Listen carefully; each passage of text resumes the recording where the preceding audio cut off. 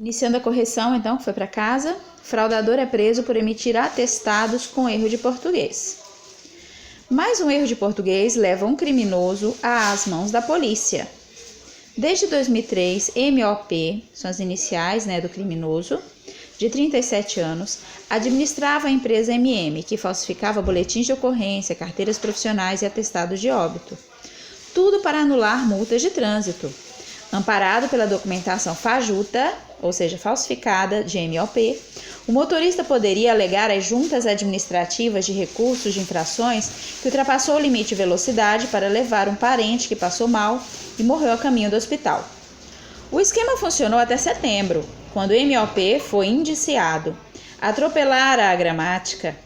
Havia emitido, por exemplo, um atestado de abril do ano passado, em que estava escrito aneurisma cerebral, com o L no lugar do R, que o certo é cerebral, e insuficiência múltipla de órgãos, com o L desnecessário em insuficiência. Além do fato de expressão médica adequada ser falência múltipla dos órgãos, quer dizer, o que os médicos utilizam é isso aqui, falência múltipla dos órgãos, então a nomenclatura também estava errada. MOP foi indiciado pela 2ª Delegacia de Divisão de Crimes de Trânsito. Na casa do acusado, em São Miguel Paulista, Zona Leste de São Paulo, a polícia encontrou um computador com modelos de documentos. Então aqui a gente sabe que ele foi preso por quê? Por causa dos erros de português dele. Não por errar o erro de português ser um crime, mas porque, obviamente, a pessoa que trabalha para emitir tais laudos, ela vai ser uma pessoa escolarizada, né? Não vai ter tais erros de português. Então, os erros de português fez com que ele fosse descoberto, que eram documentos fraudados, falsificados. Bom, o texto apresentado trata da prisão de um fraudador que emitiu documentos com erros de escrita, tendo em vista o assunto, a organização, bem como os recursos linguísticos. Depreende-se que esse texto é Deu pra gente ver que ele trouxe o quê? Uma informação, só informação. Percebam que não houve posicionamento, do ponto de vista, nossa, é um absurdo a pessoa fazer esse tipo de coisa. Não teve opinião, foi simplesmente a informação nua e crua.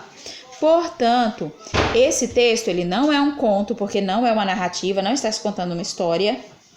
Ele é o quê? Ele é uma notícia, tá? Porque relata fatos que resultaram no indiciamento de um fraudador, portanto, letra B. Agora nós temos um texto que tem a função metalinguística, que é explicar o sentido e o significado, onde a língua explica a própria língua, né? Ou seja, a língua portuguesa tentando explicar a língua portuguesa. Ele é um verbete do dicionário de Carlos Alberto Rabassa e Gustavo Barbosa, onde vai tentar explicar o que vem a ser a crônica. Bom, texto jornalístico desenvolvido de forma livre e pessoal a partir de fatos e acontecimentos da atualidade. Por quê? Porque a crônica, ela é escrita para ser colocada no jornal, então ela existe nos jornais, certo? Então, a partir de fatos e acontecimentos da atualidade com um teor literário, ou seja, todo aquele floreamento, aquela beleza, utilização de metáforas, diminutivos, etc. Coisa que um texto não literário não teria. Então, com teor literário, político, esportivo, artístico e amenidades, etc. Segundo Muniz Sodré e Maria Helena Ferrari, a crônica é um meio termo entre o jornalismo e a literatura. Porque a notícia e a reportagem é um texto não literário, vem simplesmente a informação nua e crua, sem posicionamento, sem embelezamento. A preocupação não é essa. E a literatura, então a crônica, ela para entre o jornalismo e a literatura. Do primeiro, ou seja, o jornalismo, ele aproveita o interesse pela atualidade informativa. Já da segunda, qual foi a segunda coisa citada? A literatura. Imita o projeto de ultrapassar os simples fatos. O ponto comum entre a crônica e a notícia ou reportagem é que o cronista, assim como o repórter, não prescinde do acontecimento, mas ao contrário, ele paira sobre os fatos, Quando ele paira sobre os fatos é que ele conhece esses fatos, fazendo com que se destaque no texto o enfoque pessoal, onde se entram juízos implícitos e explícitos do autor. Por outro lado, o editorial, que é um outro texto de jornal, difere da crônica, ou seja, diferente da crônica, pelo fato de que ou seja, na crônica, o juízo de valor se confunde com os próprios fatos expostos, sem o dogmatismo do editorial, no qual a opinião do autor apresentado, a opinião da empresa jornalística, constitui o eixo do texto. Por quê? Na crônica não prescinde a opinião, já o editorial, sim.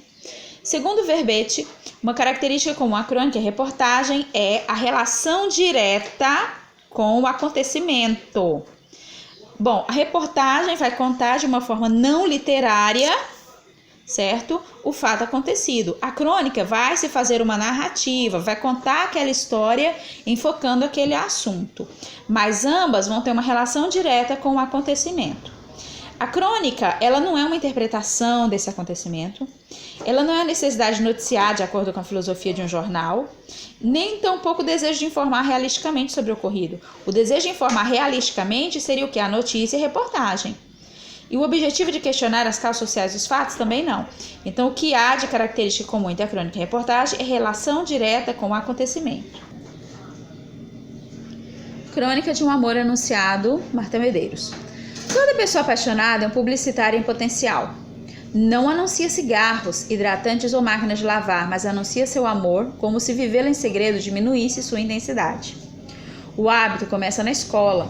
O caderno abarrotado de regras gramaticais, fórmulas matemáticas e lições de geografia. E lá, na última página, centenas de corações desenhados com caneta vermelha.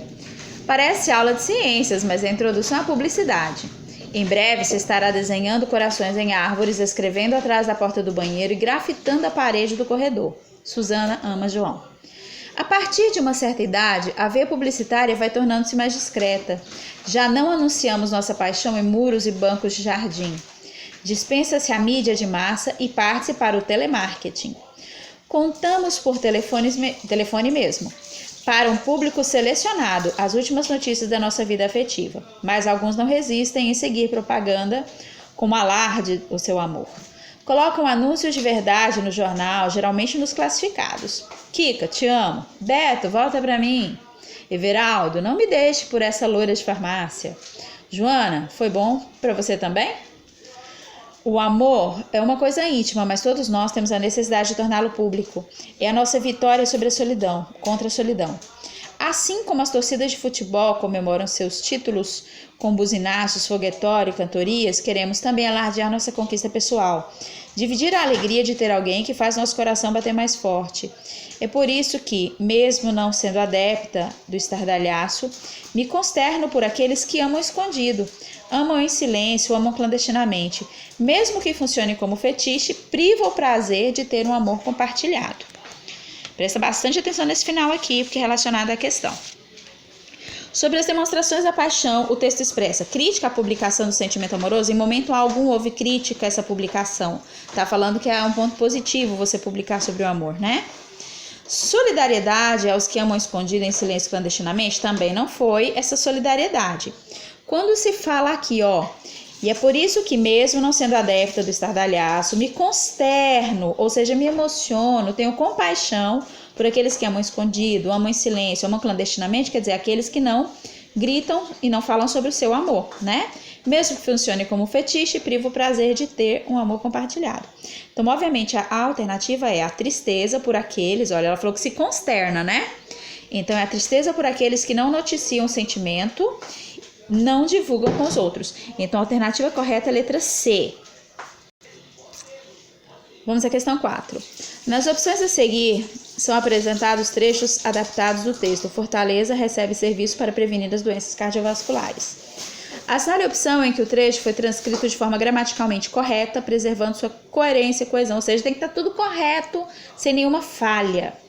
Bom, na letra A, nesta terça-feira 29, Dia Mundial do Coração, a Secretaria de Saúde do Estado levará à população serviços para orientar e prevenir doenças cardiovasculares. Então, esse A aqui, ele está sobrando, né? Levará à população serviços para orientar e prevenir doenças cardiovasculares. Vejam que ele não precisa estar aqui, então essa aqui não está gramaticalmente correta, tá? Vamos à letra B. Dos 11 fatores de risco para as doenças cardiovasculares, apenas 3 não podem ser controlados pela própria pessoa. Aí colocou um ponto final e citou ela separadamente num outro período, numa outra frase, o que fica incorreto. Aqui deveria existir o quê? Esses 2 pontos ao invés do ponto final, porque seriam citados, né? Hereditariedade com letra minúscula, porque depois dos 2 pontos é letra minúscula, tá? Então é isso, seria, ó, dos 11 fatores de risco para as doenças cardiovasculares, apenas 3 não podem ser controlados pela própria pessoa. Hereditariedade, idade, gênero masculino e feminino. Então, percebam que isso aqui são citações para complementar esse período. Portanto, essa aqui também não estava certa. C. Por outro lado, tabagismo, colesterol alterado, hipertensão arterial, sedentarismo, sobrepeso, obesidade, elevada circunferência abdominal, diabetes, alimentação inadequada, são fatores de risco que podem ser controlados com a ajuda de profissionais de saúde ou com simples mudança de hábito. E não mudanças de hábito. Então seria mudanças de hábitos, ficaria errado também. Então é mudança de hábito, portanto letra C também não está gramaticalmente correta. Agora a letra D. De acordo com a vigilância, os fatores de risco e proteção para doenças crônicas, por inquérito telefônico Vigitel, Fortaleza tem 56% da população maior de 18 anos com excesso de peso, 19% de obesidade, 30,1% que costumam consumir carnes em excesso de gordura e 7,2% de fumantes. Então, essa aqui é a alternativa correta, gramaticalmente falando. Tanto com coesão quanto coerência. Não há nenhum erro nessa letra D, tá? Nenhum. Agora a letra E. O que houve de errado? Para prevenir o surgimento de doenças cardíacas, é necessário adotar hábitos e não são necessários adotar hábitos. Perceba que o adotar, ó, tá vendo? Tá no singular, então é necessário adotar hábitos. Então esse aqui tornou a alternativa também errada, incoesa gramaticalmente falando. E aí nós terminamos a correção de nossa atividade.